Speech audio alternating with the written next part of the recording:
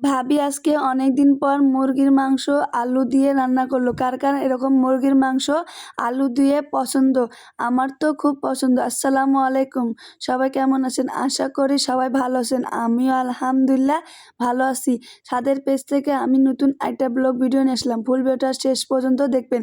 এদিকে মাটির চুলায় কড়াইটা বসিয়ে দিয়ে দিলে তেলটা হিট হয়ে গেলে এর মধ্যে পরিমাণ মতো পেঁয়াজ কুচি এবং সাদা ফল, দারচিনি এবং মশলার গুঁড়োগুলো দিয়ে দিল। বাদামি কালার একটু করে নিয়ে এর মধ্যে 1 চামচ জিরা বাটা এবং 1 চামচ রসুন বাটা দিয়ে দিল। পর 1 চামচ মরিচের গুঁড়ো দিয়ে দিল। মরিচের গুঁড়ো দেওয়া শেষ করে এদিকে 1 চামচ হলুদ দিয়ে দিল। তারপরে 2 চামচ এদিকে লবণ দিয়ে দিল। আগে থেকে মুরগির মাংসগুলো কাটে বাছে ধুয়েছিল, পরে মুরগির মাংসগুলো দিয়ে দিল।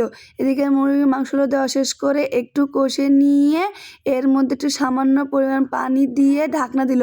পরে এদিকে পানিটা থকবক করতেছে, পরে হয়ে গেলে এর মধ্যে আলুগুলো দিয়ে দিল। এদিকে আলুগুলো দিয়ে একটু ঢাকনা দিয়ে দিল।